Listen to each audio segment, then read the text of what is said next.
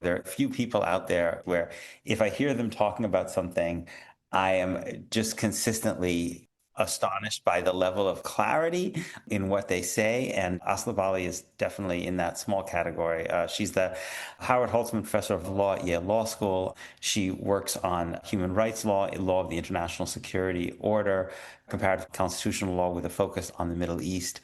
And I just couldn't think of anyone in this situation in the United States, and the world just gets more and more terrifying and bewildering. And I felt like I didn't want to have a narrow conversation about Iran because I think this is so much bigger than Iran. I wanted to talk to someone who I thought may be able to put America in its relationship with the world in some context at this moment. So, Asla, thank you so much for doing this. Yeah, it's my absolute pleasure. The first question I want to ask you is, how do we find a way of talking about what has changed in the way America relates to other countries under Donald Trump without sanitizing some kind of rule-based order in which the United States, before Donald Trump, was playing by the rules and being a Boy Scout? What formulations have you thought about that can help us understand what's different here and what's not different? Thanks for inviting this particular reflection, which I think is important to me, because I think this understanding the relationship between continuity and rupture, I think is very important in this moment for Americans as they think about the role this country plays and has played since the end of the Second World War and how that may be changing. I'll just mention that I wrote a piece with Aziz Rana, my great friend and frequent co-author in the Boston Review, that tried to look at what are the origins of the Trump doctrine and what distinguishes it. But I really liked the title you chose, Peter, for this conversation, the imperial geopolitical order. So I thought maybe we could begin by just unpacking what that means. And in my mind, it means that there is a US-led global system that is structured around the maintenance of American primacy through military dominance, economic leverage, and political coercion. And today, those features override formal commitments to other countries' sovereignty or practices of multilateralism, rules of international law. So it's a global hierarchy anchored by US dominance, in which all the other elements of the system, sovereignty, law, and institutions, all of those operate within limits set by American strategic interests and sustained by coercive capacity. What's different under Trump is that there is scarcely an ideological framework presented to legitimate or justify this order. America first, or in the context of the Iran war, America and Israel first, is far from being a compelling basis to manufacture consent beyond our borders. So Trump is currently presiding over a system of American primacy that depends on simple coercion rather than ideological justification. So what I'm trying to say is this represents both continuity and rupture. U.S. primacy has long been the character of the global order, including the liberal international rules-based order, however you want to present it. But U.S. primacy was once justified in terms of liberalism, that is, protection of human rights, promotion of democracy, ensuring global stability, and so forth. Now, even when it had that legitimating frame, it was secured by very similar means: military intervention, sanctions regimes, security dependency, diplomatic pressure through economic leverage, an instrumental approach to international law and institutions like the United Nations. But now consent is entirely secondary to simply enforced domination. So I would say the imperial structure itself that you reference in the title for our conversation predates Trump, but where prior administrations presented primacy and geopolitical empire through a liberal framework, and this was, by the way, a bipartisan American self-understanding, that liberal framework offered the possibility of a measure of constraint on the ways that U.S. coercive power would be exercised. Trump's approach makes the imperial character of this order completely explicit, stripping away languages of partnership and limiting the sources of American dominance to raw coercion. Is the difference only that the United States used to dress up its imperial order in some universalistic language and now it doesn't make the effort? Or do you think there's actually actions that the US is taking that it wasn't because that language was constraining how brutal America was willing to be in its own interests? So again, here I want to be careful because for the reason you said earlier, I don't want to be Pollyannish about what preceded Trump. Mhm. I think it's definitely a rupture in its explicit rejection of international law. So in a sense, Trump is at war with law, both at home and abroad. I also don't want to make this a story just about how the U.S. is exercising power globally, because it is also true in the domestic context that Trump is at war with ideas of constitutional constraint or the ordinary practices that were associated with lawful executive branch conduct. And that's exemplified again in the Iran context. But while it's true that this is a break, first of all, with earlier bipartisan orientations, so you had not just liberal rhetoric, but actual consideration given to questions of how does conduct relate to existing international rules, attempts to justify in the terms of those rules, and attempts to persuade others in the international system that the U.S. conduct being rule-based meant that they could rely on the United States and have a certain measure of predictability about how power would be exercised and how they themselves, in the sort of hierarchy that is American geopolitical empire, were situated relative to power. A lot of that predictability, that understanding of how different powers are situated relative to American coercion, all of that has been dispensed with at the moment. So the Trump doctrine does represent a rupture in its explicit rejection of multilateral constraints, but it does build on longstanding trends. And so let me just say a little bit more about that before we turn to what is new. U.S. foreign policy dating back at least to the 1990s, and here again I'm talking about bipartisan policy, has included past presidents' willingness to circumvent legal norms. And this includes the Obama administration and the Biden administrations notably, but also the Clinton administration, and to concentrate power in the executive and to engage in policies that stretched the existing international legal order well past the breaking point.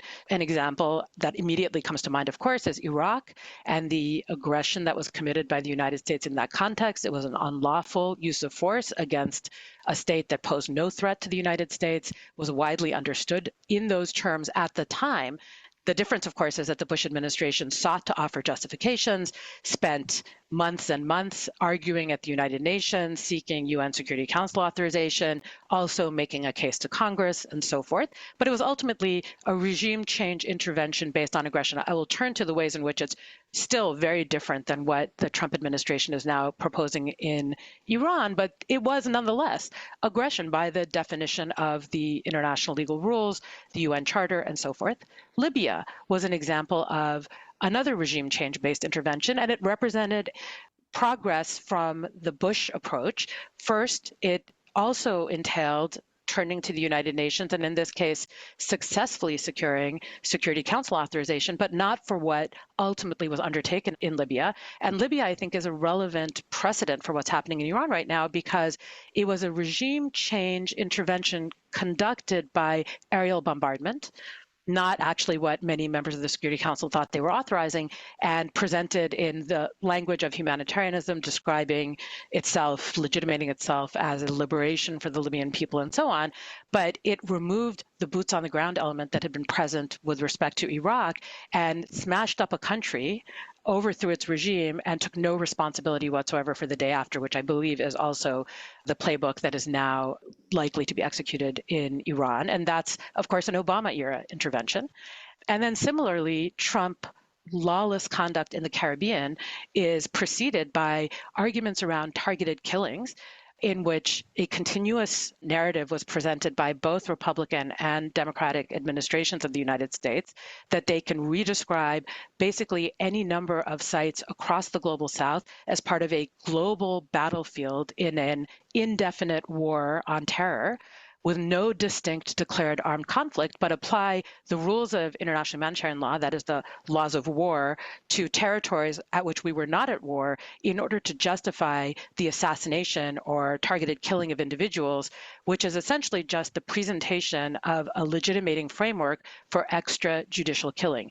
Those are the precedents that pave way for the Trump strikes in the Caribbean, even though, of course, what Trump has dispensed with altogether is any legal rationale or presentation of a legitimating frame. And that does matter. We can come back to why that matters. The fact that the Trump administration is dispensing even with the niceties of presenting some kind of a legitimating frame. But ultimately, what we are seeing is the building blocks that have been prepared by earlier administrations, Republican and Democratic, including arguments grounded in international law and arguments presented to international institutions for why the United States should be able to electively overthrow the regimes of other countries, including through acts of aggression, and commit extrajudicial killing beyond its borders, at its own sole discretion. So in a way, Iran represents something like shock and awe redux. And that's the part that I think we have to understand to be continuity. But of course, there's a huge break. There's first of all, a break with American self-understanding, which believed that all of this was being presented. And I think most administrations had truly convinced themselves that America exercising this kind of global police power was ultimately in the interest of the international community as a whole, that it was built upon multilateral consensus of a variety of kinds, that there was promotion of democracy and human rights and so on. Trump's 2025 national security strategy is the first clear statement of official doctrine by the United States that is a complete break with that self-understanding and expression of a blunt transactional vision for what the United States plans to do as it oversees geopolitical empire. And I think what this means, for what it's worth, is an acceleration of American decline. Actually, I think that's what we're seeing happening at the moment. And the reason for that is that it is far more costly to oversee a geopolitical empire through sheer coercion. When you abandon any thought of manufacturing consent, where there's no attempt to persuade, where there's no institutionalization of American interest and presentation of a narrative that American primacy serves the ends of at least some of our allies, then what you engender, of course, is, first of all, a clear set of incentives for every state in the international system to revisit its own portfolio of relationships and alliances to diversify. And you basically are undermining or unraveling a multilateral order that primarily redounded to the benefit of the United States, while at the same time radically destabilizing the orders in which you are exerting that coercion. And so at this point, we have, as others have said, no more Powell doctrine, no more idea that if you break it, you own it. Instead, we have a foreign policy of systematically serving as a wrecking ball. But again, there is variation. So our wrecking ball operates very differently in our own hemisphere than it does in other regions, and notably in the Middle East. There's no Delcy Rodriguez plan for Iran, in part because you needed a Delcy Rodriguez plan in Venezuela to avoid having millions of new refugees and flows of migration in our hemisphere. And Trump had made a series of promises to his own base that that was not going to be something that he was going to engender. By contrast, when you smash up a country that was in any case incapable of presenting a meaningful threat to the United States or to Israel in the Middle East and leave 90 million people without a clear path forward, you are creating a significant destabilizing event, but in a region far from your own shores. This has been a free preview of my weekly conversation. If you'd like to hear the rest and support my work, please consider subscribing at peterbeinart.substack.com.